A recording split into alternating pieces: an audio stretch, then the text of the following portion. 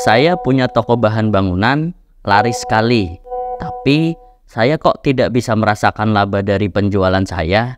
Kenapa ya?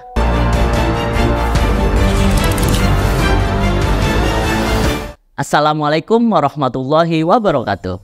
Teman-teman, biasanya penyebab masalah tadi bisa jadi karena biaya yang dikeluarkan nggak terkontrol dengan baik. Nah, pertanyaannya sekarang, gimana caranya supaya kita nggak kecolongan lagi dan over budget di biaya? Yang pertama, cek dulu biaya operasional yang dikeluarkan di toko teman-teman.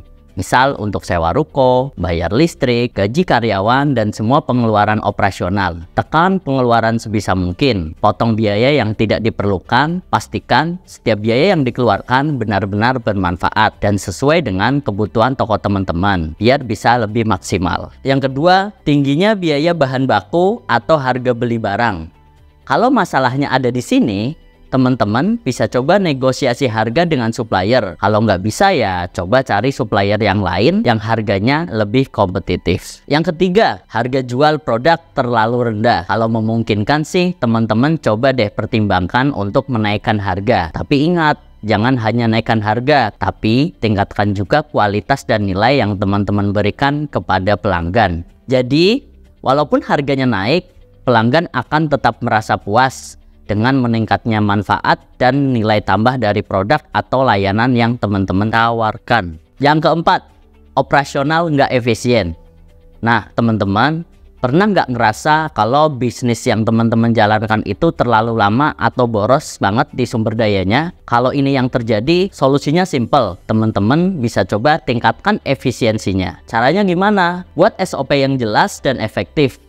Jadi bisa mengurangi atau bahkan menghilangkan pemborosan, entah itu pemborosan waktu, tenaga, ataupun biaya. Kelima, stok barang nggak muter. Uang teman-teman terlalu banyak terjebak di stok barang nggak? Nah, solusinya sebenarnya simple.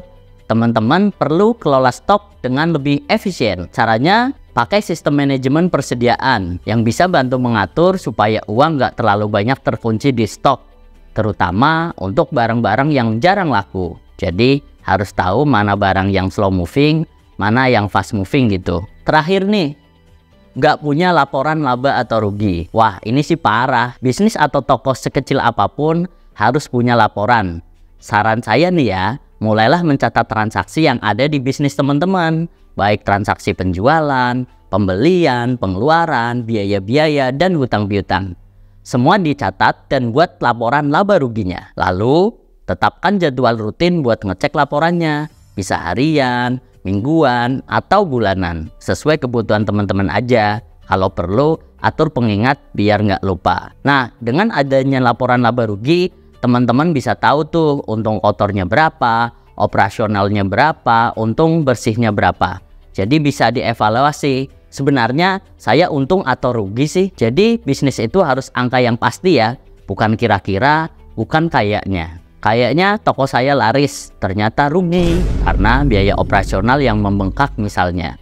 Jadi setelah teman-teman evaluasi laporan laba ruginya, bisa dibuat rencana untuk perbaikan-perbaikan ke depannya. Bagian mana yang diimprove agar bisnis kita laba, bukan malah merugi. Nah, teman-teman bisa pakai software Toko IPOS yang sudah include dengan laporan laba atau rugi.